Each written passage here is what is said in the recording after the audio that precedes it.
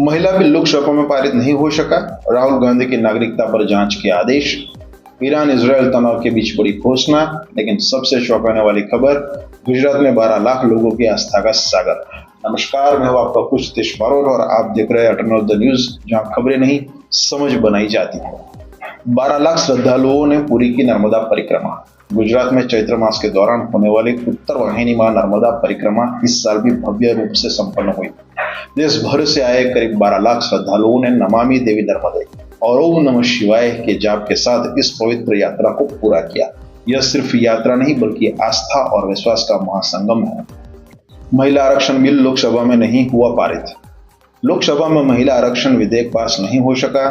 298 समर्थन और 230 विरोध के बावजूद 2/3 बहुमत नहीं मिल पाया।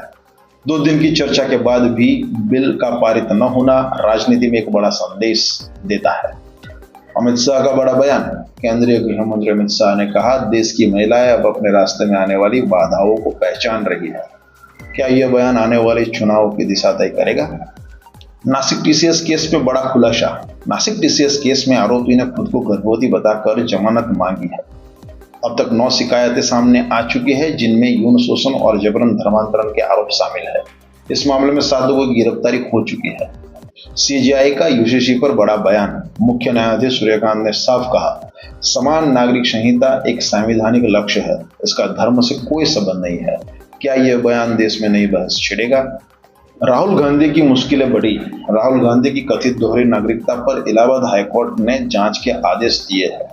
अब यह जांच यूपी सरकार या किसी केंद्रीय एजेंसी द्वारा की जा सकती है। राजनीति में हलचल तेज हो गई। जैकलीन बन सकती है अप्रूवर। स्वदेश चंद्रशेखर मनी लॉन्ड्रिंग केस में अभिनेत्री जैकलीन फर्नांडिस अप्रूवर बन सकती है। दिल्ली कोर्ट ने उन्हें ईडी के सामने आवेदन देने का निर्देश दिया है। तेलंगाना सर्वे में चौंकाने वाला खुलासा। तेलंगाना के जातिवार सर्वेक्षण में 2 लाख से ज्यादा बाल विवाह के मामले सामने आए हैं। साथ ही 2/3 महिलाएं उच्च शिक्षा से वंचित पाई गई। ये आंकड़े समाज की सच्चाई को उजागर करते हैं। ट्रंप का पाकिस्तान जाने का संकेत है। डोनाल्ड ट्रंप ने कहा, अगर अमेरिका और ईरान के बीच समझौता होता है तो वह पाकिस्तान जाकर उस पर हस्ताक्षर कर सकते हैं। क्या यह एक नई कूटनीतिक रणनीति है? लेबनान में इजरायल का हमला। सीज फायर से पहले लेबनान में इजरायल के हमले में 13 लोगों की मौत हो गई है और 15 लोग लापता है। मिडल ईस्ट में तनाव लगातार बढ़ता जा रहा है। हॉर्मुज स्ट्रेट फिर से खुला है। ईरान ने घोषणा की है कि हॉर्मुज स्ट्रेट अब व्यापारिक जहाजों के लिए पूरी तरह खोल दिया गया है। इसका सीधा असर वैश्विक तेल सप्लाई पर पड़ेगा। भारत का रूस से आयात जारी रहेगा। भारत ने साफ कर दिया है कि उसकी ऊर्जा नीति स्वतंत्र है। अमेरिकी प्रतिबंधों के बावजूद रूस से तेल और एलपीजी का आयात जारी रहेगा। यह फैसला वैश्विक राजनीति में भारत की मजबूत स्थिति को दिखाता है। आज का दिन और इतिहास। आज है 18 अप्रैल। भारत की पहली यात्री ट्रेन 18 अप्रैल 1853 को भारत में पहली बार यात्री ट्रेन चली। मार्ग था बोरीबंदर, मुंबई से ठाणे। अंतर था 34 किमी। संचालन किया ग्रेट इंडियन पेनिनसुला रेलवे ने। यह घटना भारत में आधुनिक परिवहन और औद्योगिक विकास की शुरुआत मानी जाती है। बांडुंग सम्मेलन। इंडोनेशिया के बांडुंग में एशिया अफ्रीका सम्मेलन की शुरुआत 29 देशों ने भाग लिया। उद्देश्य था उपनिवेशवाद का विरोध, शांति और सहयोग।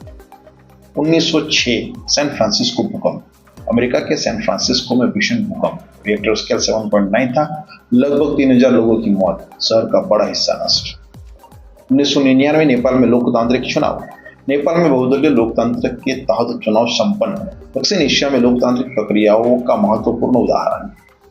1930 भगत सिंह का ऐतिहासिक केस। 18 अप्रैल के आसपास लाहौर षड्यंत्र केस में सुनवाई तेज। भगत सिंह, राजगुरु, सुखदेव पर मुकदमा। आज जन्मदिन है लाल कृष्ण अडवाणी जी का। भारतीय राजनीति के प्रमुख नेता, बीजेपी के संस्थापक सदस्यों में से एक, राम जन्मभूमि आंदोलन से जुड़े हुए। प्रमुख निधन, अल्बर्ट आइंस्टाइन 1955, महान वैज्ञानिक, थ्योरी ऑफ रिलेटिविटी के जनक, नोबेल पुरस्कार। आपको क्या लगता है, महिला बिल का पारित न होना और राहुल गांधी पर जांच देश की राजनीति को किस दिशा में ले जाएगा? कमेंट में जरूर बताएं।